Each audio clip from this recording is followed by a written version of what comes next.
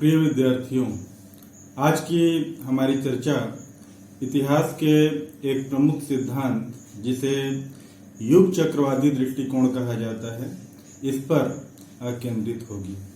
व्याख्या के इस दृष्टिकोण का नामकरण दो शब्दों से किया गया है, युग और चक्र। यह युग शब्द समय को इंगित करता है और जैसा कि हम सब जानते हैं, 4 युग होते हैं, जिनमें एक सतयुग जिसे कृतयुग भी कहा जाता है, त्रेता, द्वापर और कलयुग। इनमें प्रथम 3 का संबंध अतीत से है और चौथा यानी कलयुग का संबंध वर्तमान से है। जिसे हम चक्र कह रहे हैं, सर्किल, इसका तात्पर्य वृत्त होता है और चक्रीय का अर्थ होता है वृत्ताकार। चक्रवत प्रक्रिया में दिन रात होते हैं, सुख और दुख का चक्र चलता है, जन्म और मृत्यु का चक्र चलता है, पुनर्जन्म यानी रीबर्थ होता है, ऋतुओं में परिवर्तन होता है। ये सब चक्रवादी दृष्टिकोण के अंतर्गत इन सब का अध्ययन किया जाता है। इतिहास के संदर्भ में यह सिद्धांत घटनाओं की पुनरावृत्ति, जिसे हम दोहराना कहते हैं, उससे संबंध है। यह दृष्टिकोण मुख्य रूप से धर्म पर आधारित है और धर्म के दृष्टिकोण से प्राचीन भारतीय सभ्यता को ब्राह्मण, बौद्ध और जैन चिंतन की धाराओं में हम वर्गीकृत कर सकते हैं।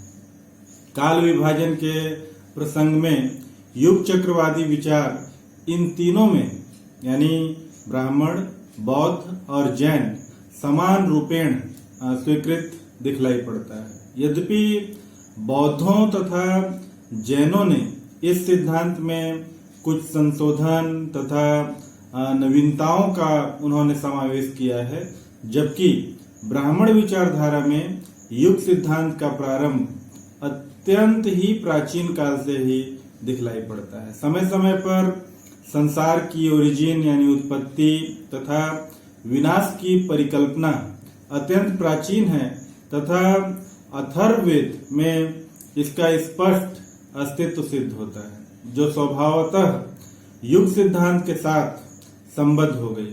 मानव इतिहास की 4 विशिष्ट अवस्थाएं, जो 4 युगों के नाम से बतलाई जाती हैं, उनमें ब्राह्मण साहित्य में ही ये चारों नाम ज्ञात हैं: कृत, त्रेता, द्वापर तथा कलयुग। जहां ये जुए में फेंके जाने वाले पासे के 4 पक्षों के परिचायक हैं। कृत 4 बिंदुओं से अंकित पक्ष है तथा यह सर्वाधिक भाग्यशाली और उत्तम प्रक्षेपण है। त्रेता में 3 बिंदुओं का अंकन किया गया है, द्वापर में 2 और कली में 1। किंतु ऐतरेय ब्राह्मण में ही, जैसे कि ग्रंथ के टीकाकार की मान्यता है, ये चारों नाम पूर्वानुपराक्रम में हैं, जिनमें से प्रत्येक का गुणात्मक स्वरूप इसमें निहित धर्म की अधिकता अथवा न्यूनता पर निर्धारित होता है। धर्म को एक गाय के रूप में उपकल्पित किया गया है, जो प्रथम अथवा कृत युग में अपने चारों पैर पर खड़ी रहती है और जैसे जैसे वह आगे बढ़ता है, वैसे वैसे उसके एक एक पैर का कहना चाहिए कटाव होता है या अवसान होते जाता है और अंततः वह कलयुग में एक पैर पर खड़ी रहती है। कृतयुग मानव इतिहास का एक तरह से स्वर्णिम युग रहा, जिसमें मानव सभी रूपों में संपन्न था, सुखी था, लोगों के बीच पारस्परिक सौहार्द था, लोग सामूहिक रूप से रहा करते थे। लेकिन वर्तमान के कलयुग में ठीक विपरीत अवस्था देखने को मिलती है, जिसमें समाज पारस्परिक द्वेष देखने को मिलता है, वैमनस्य देखने को मिलता है, कलह देखने को मिलता है। तो यह सतयुग के बिल्कुल विपरीत कलयुग में हम देखते हैं। किंतु यह केवल मानव समाज का समष्टिगत चित्र है, जहां तक व्यक्ति का प्रश्न है। प्रत्येक युग में उसकी विमुक्ति की संभावनाएं विद्यमान होती हैं। और यही नहीं, प्रत्येक अनुवर्ती युग में मोक्ष प्राप्ति के साधन अपेक्षाकृत सरलतर उपकल्पित किए गए हैं। उदाहरण के लिए, जहाँ कृत युग में आन्यांतिक सुख तथा मोक्ष की प्राप्ति के लिए कठिन और दीर्घकालीन तप साधना करनी होती थी, वहीं कलयुग में केवल ईश्वर के नामोच्चारण द्वारा ही, ईश्वर के नाम के उच्चारण द्वारा ही इसे संभव बताया गया है।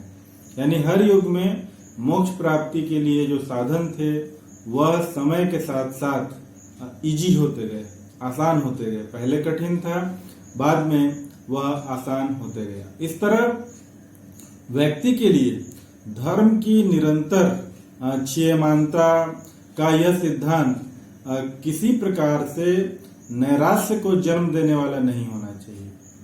ये चारों युग मिलकर एक चतुर्युग अथवा महायुग की रचना करते हैं।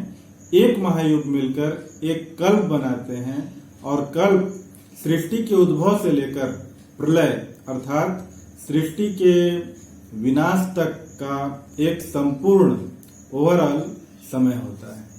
बौद्ध लोग भी इन चार युगों में विश्वास करते रहे हैं तथा उन्हें यही नाम उन्होंने प्रदान किया है। किंतु इन युगों में उनके द्वारा लाई गई जो व्यवस्था थी वह थोड़ी भिन्न रही। चार युगों को एक साथ रखने के स्थान पर वे 8 युगों की एक इकाई मानते हैं, जिनमें जिसे अंतरकप या अंतरकल्प कहते हैं। ये युग कलियुग से प्रारंभ होते हैं और कृत तक जाते हैं और तत्पश्चात उल्टे क्रम में चलते हुए वे पुनः कलियुग तक आते हैं। 20 अंतरकल्प मिलकर एक असंख्य कल्प का निर्माण करते हैं और 4 असंख्य कल्प बनते हैं। इस तरह जैन अवधारणा में काल का जो विभाजन किया गया है वह 12 अरों वाले एक चक्र के रूप में दिखाई गई है, जो 2 अर्ध भागों में विभक्त है। ऊपर की ओर प्रवर्तमान अर्धभाग को उत्स्प्रीणी तथा नीचे की ओर प्रवर्तमान अर्धभाग को अवस्प्रीणी की संज्ञा प्रदान की गई है। एक निश्चित संख्या में उपसर्पिणियां तथा अवसर्पिणियां एक दूसरे के पश्चात आती हैं और जाती रहती हैं और यह क्रम चलता रहता है। इस प्रकार युगों के सिद्धांत सामान्य रूपेण संपूर्ण भारतीय चिंतन द्वारा स्वीकृत सिद्धांत है। युगों का सिद्धांत अवतारवाद के सिद्धांत के साथ घनिष्ठ रूपेण संलग्न है। प्रत्येक युग तथा प्रत्येक समाज में इतिहास निर्माण केवल कुछ जनों द्वारा संपन्न होता है। ऐतिहासिक शब्दावली में उन्हें महान व्यक्ति या जिसे हम जननायक की संज्ञा प्रदान करते हैं, वैसे ही भारतीय चिंतन में अवतारवाद के सिद्धांत से यदि धार्मिक परिच्छाया को हटा दिया जाए तो विविध अवतारों को इस प्रकार के महान व्यक्तियों के रूप में समझा जा सकता है, जो विभिन्न कालों में विभिन्न समयों में उत्पन्न होकर अपने समाज और परिवेश के अवांछनीय तत्वों को दूर कर उन्हें एक नया रूप प्रदान करते हैं। श्रीमद् भागवत गीता में अवतारवाद के सिद्धांत को सर्वाधिक सुंदर ढंग से व्यक्त किया गया है। इस सिद्धांत के अनुसार मानव इतिहास में जब जब नैतिक अथवा सामाजिक अव्यवस्था उत्पन्न होती है तब तब साधु जनों की रक्षा और दुष्टों के विनाश के लिए ईश्वर स्वयं पृथ्वी पर अवतार ग्रहण करते हैं। भारतीय विचार के अनुसार ईश्वर तत्व प्रत्येक जीव में विद्यमान है। अवतार सामान्य जीव से केवल इस अर्थ में विशिष्ट होता है कि इसमें यह तत्व अपेक्षाकृत अधिक मात्रा में विद्यमान रहता है। ये अवतार या अपने युग के महान व्यक्ति समसामयिक अपेक्षाओं को ठीक से पहचानते हैं और तदनुरूप कार्य करते हैं।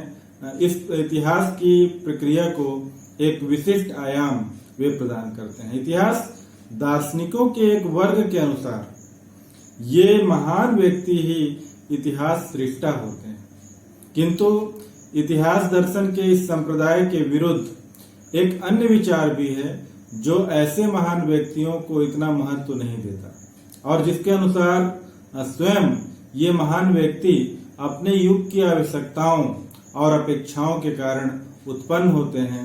ऐतिहासिक विकास प्रक्रिया इन व्यक्तियों की इच्छा एवं कार्य व्यापारों पर आश्रित नहीं होती, अपितु यह एक स्वयं विकासशील धारा है जिसमें इन व्यक्तियों की नैमित्तिक भूमिका मात्र होती है। वस्तुतः अवतारवाद में इन दोनों विचारों का समन्वय हमें देखने की कोशिश करनी चाहिए। ये अवतार एक निश्चित प्रयोजन में आते हैं, किंतु ये सामान्य विश्व व्यवस्था जो विश्व के विविध प्राणियों तथा वस्तुओं में सामंजस्य के साथ रूप में व्यवस्थित रखती हैं, इससे वे स्वतंत्र नहीं होते। विश्व की प्रत्येक वस्तु उसी परम सत्ता से उद्भूत हुई है। यह परम सत्ता काल है जो सबको चलाता है और किसी विशेष युग अथवा परिस्थिति में अवतार विशेष के जन्म का निर्धारण भी इसी के द्वारा होता है। यही एक निर्विवाद सत्य है कि अवतारवाद ने कभी कभी भारतीय मस्तिष्क में एक भाग्यवादी प्रवृत्ति को जन्म दिया। विपत्ति के अवसर पर अकर्मण्य होकर ईश्वर के अवतार द्वारा विपत्ति के निवारण की आशा इसी प्रवृत्ति की एक देन कही जा सकती है, किंतु इस सिद्धांत ने भारतीयों को एक विशिष्ट जीवन शक्ति तथा आशावादिता भी प्रदान की है, जिसके कारण वे विभिन्न संकटों तथा विपत्तियों में यह विश्वास रखते हुए उसे झेल सकें कि वर्तमान विपत्ति की घड़ी कुछ ही काल के लिए है और उपयुक्त समय पर कोई दैवी सत्ता उत्पन्न होने वाली है। तो जब जब विपत्ति आती है, आशावादिता के तहत या आशावादी होने के नाते हम सब ऐसा मानते हैं कि यह संकट कुछ समय में टल जाएगा। अभी कोरोना का संकट हम लोग देखते हैं और यह अपेक्षा करते हैं भाग्यवादी होने के नाते कि एक समय आएगा जब यह संकट हम सबके बीच से चला जाएगा। अवतारवाद में एक अन्य ऐतिहासिक निहितार्थ छिपा हुआ है। अवतार वांछनीय तत्वों का प्रतिनिधित्व करता है, साथ ही यह एक विरोधी शक्ति की पूर्वापेक्षा रखता है जो दुष्टता का प्रतीक होता है।